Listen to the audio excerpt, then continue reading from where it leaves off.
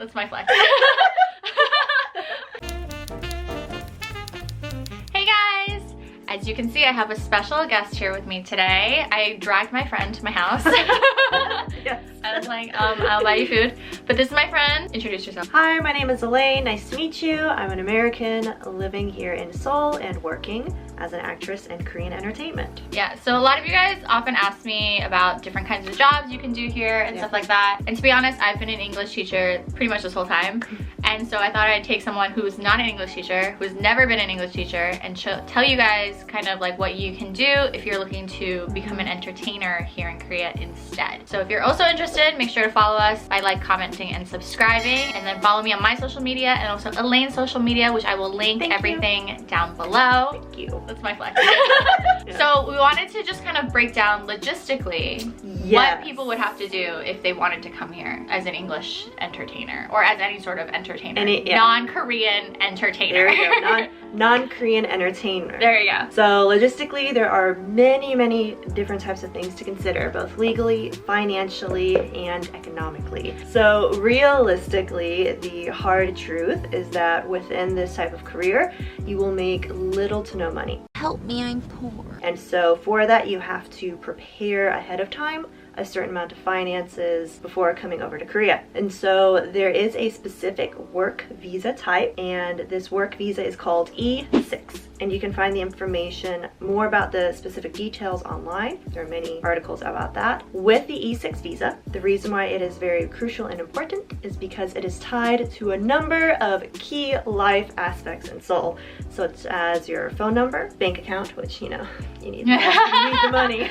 Then legally, even to work as well. So when you communicate with casting or with managers or different types of creatives like writers and producers, when the fine details coming to securing the job, they always ask, what is your visa type? If you are a teacher, you have a different visa. If you are a student, you have a different visa. If you are a tourist, you have a different visa. All of these different types of visas do not work. If you are caught working in an entertainment project with a different work visa, you will be kicked out of the country for a long time. I think I read like 15 years. Yeah, so like that's why like I am on an E2 visa. I can't technically work in like a drama or anything. Right. Or I could do it for free. Correct, yeah. But I just can't get paid for it. After a while, you want the money. Yeah, like I'll do stuff for free, but also like I prefer cash.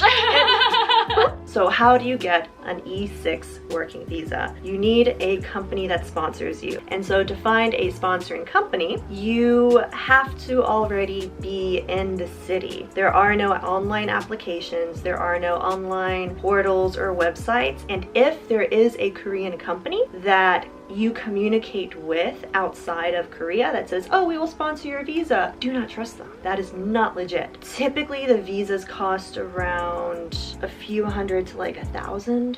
Is it you paying for the visa or they are paying? It depends on the company, and it depends on the type, if it's a larger company or if it's a smaller boutique, and it depends what they want from you. In order to get the work visa, you have to pay the fee. Usually, in terms of application, there's no formal application like, I am applying for an E6 visa, let me sign it. Like, that doesn't exist. Okay. So in lieu of that, you do have to sign a management contract with your sponsoring company so that the company can prove you are a hired talent. So realistically, if I wanted to get an E6 visa, but I don't live in Korea, would I first come here on a tourist visa and then get the visa?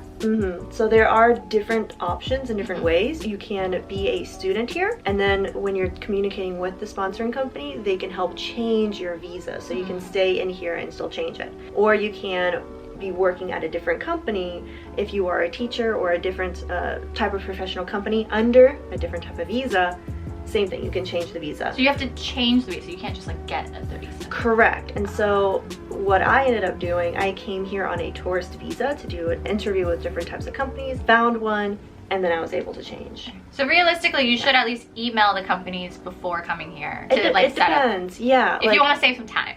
Exactly, and in order to be competitive for basic consideration, it really does help to already have some kind of entertainment background as well as social media presence. Although my social media numbers weren't super high, but I already had previous work experience.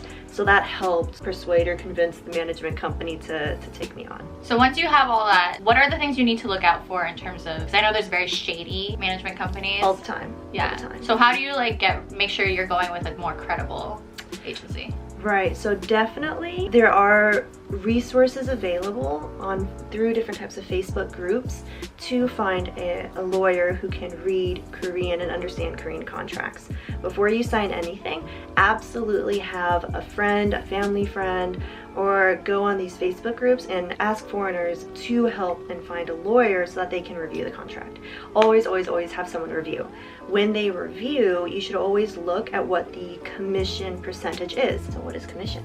Commission is the finances that the company takes after every single different type of gig that you get.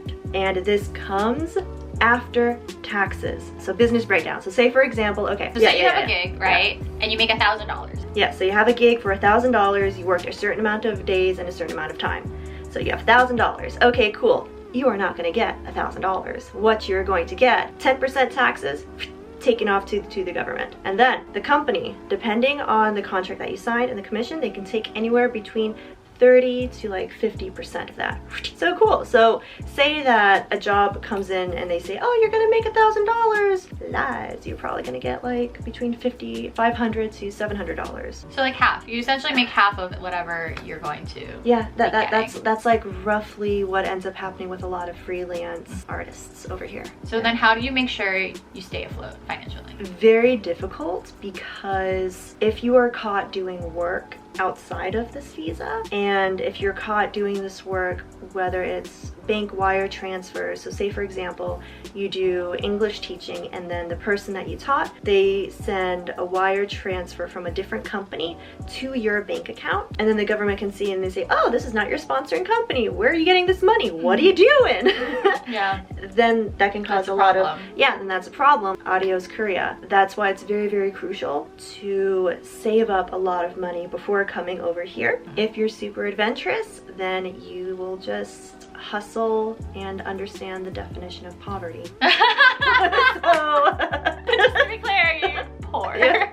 Okay, but you're happy. If you find fulfillment doing this type of career, then all the power to you. I mean, that's realistic though. That's realistic advice, which I think people should appreciate. Because most actors, they're always poor before they find success. Yes. It's okay. One day. So, okay, I think that's like realistic though. You gotta just prep a lot of money. Because also your housing is not provided.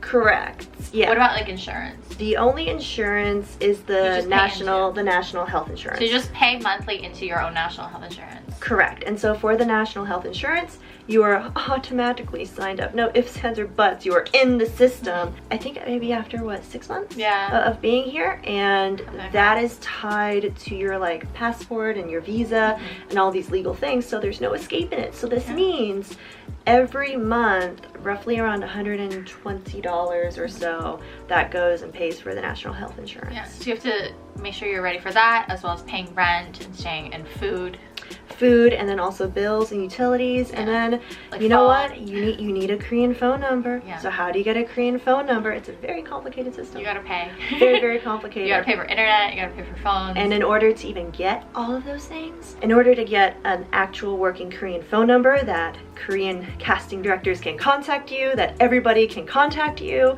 you need a SIM card. In order to get a SIM card, you need to prove your work visa and bank account. So there are so many different types of hidden legal steps before you can actually even go and audition or have these beginning opportunities. Yeah. But if you already know this ahead of time, then you can roughly estimate, okay, it might take me between 3 to 9 months to get settled before you can actually start hitting the ground running and doing these jobs. Like really working. So I guess like basically the gist of it is you have to do a lot of pre-planning before you even decide to come and ship to this Please do.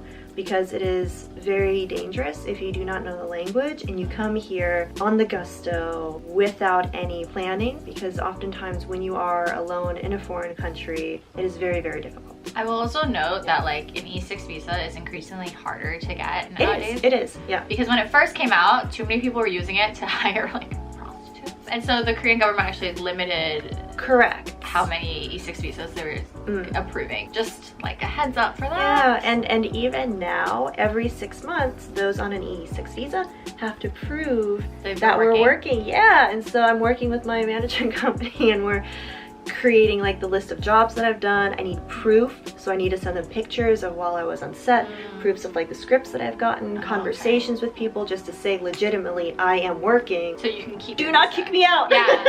So that's another thing. You have to constantly maintain your visa. Yes. So it's not like a student where it's like, okay, cool, you get the student visa. Some days you study, some days you don't. Yeah, you have to always. No, this is a very hustling, on the grind, always going. But if you are okay with that kind of lifestyle, then it works. But if not, then I recommend really trying to work already in the entertainment system that you are at locally. Gain those experiences, gain whatever types of proof or skills, and then cross over. Alright guys, I hope that was helpful. Yes. I hope that was helpful. There's lots of like logistics. Not too technical. But it's gotta be technical because you gotta know what to do. So know how to survive. In the meantime, guys, don't forget to like, comment, and subscribe, and follow Elaine on her socials. Thank you. I will link everything again down below, and we'll see you in the next one. Bye. If you have any more questions too, feel free to ask. Yeah, you can DM her. Yeah. Slip in. And Slip in. Yeah. And I'll do my best to answer. Bye.